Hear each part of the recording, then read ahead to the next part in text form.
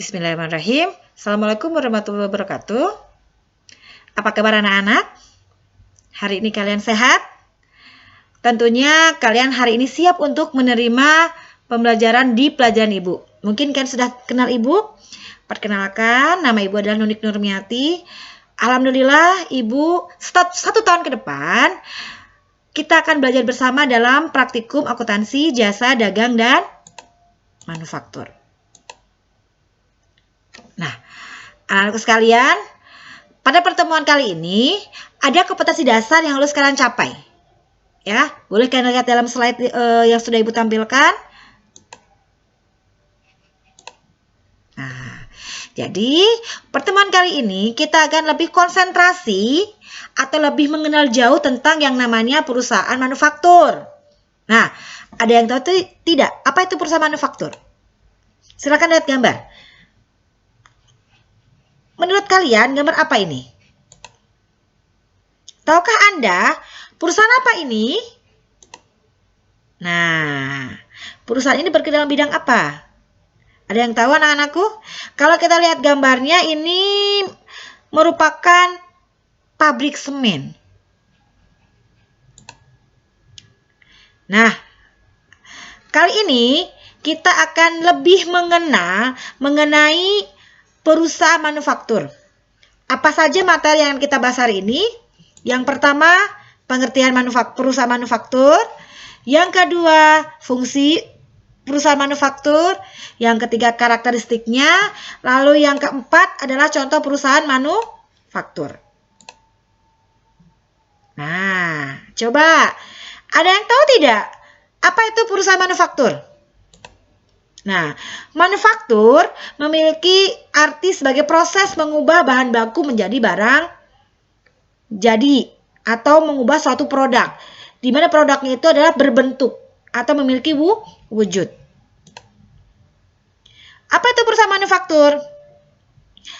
Merupakan cabang industri yang melibatkan mesin, alat, tenaga kerja yang kegiatannya melakukan pengubahan bahan mentah menjadi barang jadi yang siap dijual. Jadi anak-anakku semuanya, intinya dalam perusahaan manufaktur itu ada proses mengubah bahan baku menjadi barang jadi yang barang itu harus siap untuk kita jual ke pasaran atau ke konsumen. Perusahaan manufaktur seringkali disebut sebagai perusahaan industri. Jadi jangan kaget kalau kalian mengenal istilah perusahaan industri. Jadi sama saja, manufaktur maupun perusahaan industri. Berikutnya adalah fungsi perusahaan manufaktur. Ada 4 fungsi perusahaan manufaktur. Yang pertama adalah fungsi produksi. Fungsi di sini artinya dimaksudkan bahwa sebagai proses pembuatan bahan baku menjadi barang jadi yang siap dijual. Jadi ada prosesnya membuat bahan baku menjadi barang jadi. Berikutnya adalah fungsi pemasaran. Jadi selain ada fungsi produksi, fungsi pemasaran. Produk yang sudah kita buat tadi harus sudah siap untuk dijual ke pasaran yang nantinya kita harapkan untuk memperoleh keuntungan. Fungsi yang ketiga adalah fungsi administrasi dan umum. Fungsi ini terkait dengan penentuan kebijakan, pengarahan, pengawasan terkait dengan kegiatan perusahaan manufaktur sehingga perusahaan itu dapat beroperasi secara efektif dan efisien. Fungsi yang keempat adalah fungsi keuangan, di mana fungsi ini menyediakan dana yang dibutuhkan oleh perusahaan untuk melakukan proses produksi. Jadi anak-anakku sekalian, di sini untuk bagian akunting, ini adalah poin pentingnya adalah ketika kita duduk di bagian keuangan, kita bisa menentukan berapa biaya yang kita butuhkan untuk membuat satu produk. Lalu, berapa harga pokok produknya? Kalau sudah ada tahu harga pokok produknya, berapa harga jualnya? Kemudian, berapa keuntungan yang harus kita peroleh? Nah, ini adalah dalam fungsi keuangan. Berikutnya, karakteristik perusahaan manufaktur. Yang pertama, produknya bisa dilihat dan berwujud. Yang kedua, konsumen tidak memiliki peran dalam proses produksi. Yang ketiga, konsumen dapat menilai suatu produk sebelum atau setelah menggunakan produk. Jadi konsumen itu bisa menilai kelebihan atau kenyamanan ketika memakai suatu produk. Yang keempat, produk yang dihasilkan harus menjadi kebutuhan konsumen. Sehingga ketika kita produksi, produknya akan kita produksi secara terus-menerus atau berkelanjutan. Berikutnya, distribusi produk secara tidak langsung. Artinya bahwa kalian tidak langsung atau konsumen tidak perlu langsung membeli produk itu ke perusahaan, tetapi melalui beberapa agen-agen tertentu. Nah, dalam perusahaan manufaktur, kita juga mengenal yang namanya konsep 4P. Ya, apa aja itu konsep 4P? Yang pertama adalah produk.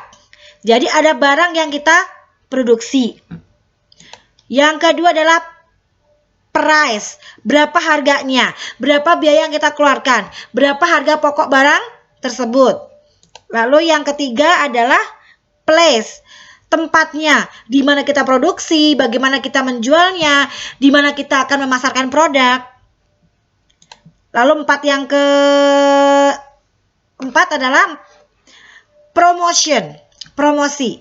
Banyak perusahaan berhasil, dia bisa meraup keuntungan dari adanya promosi. Sehingga unsur 4P ini tidak bisa lepas dari yang namanya perusahaan manufaktur. Produk, price, place, dan promotion. Berikutnya adalah contoh perusahaan manufaktur. Ya, banyak perusahaan manufaktur yang berdiri di negara kita.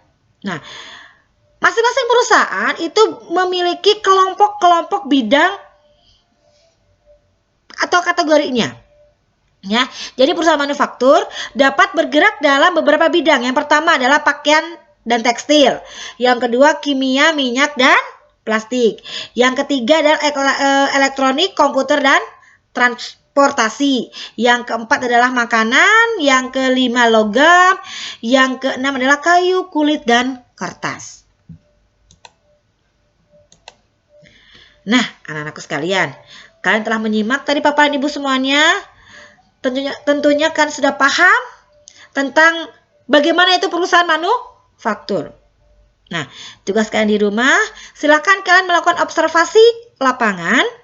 Coba kalian lihat, adakah perusahaan manufaktur atau industri di daerah lingkungan kalian? Yang kedua, apa nama perusahaannya? Yang ketiga, perusahaan tersebut bergerak dalam bidang apa? Apakah tekstil, apakah makanan, apakah kimia, dan lain-lain. Ya, sehingga setelah kalian menyimak paparan ibu, kalian dapat menyimpulkan tentang penggolongan atau pengelompokan perusahaan manufaktur. Terima kasih. Kalian nanti kalau ada yang belum paham, mau ditanyakan, silakan menghubungi ibu. Tetap semangat, tetap jaga kesehatan. Salam tandang Cipatat. Wassalamualaikum warahmatullahi wabarakatuh.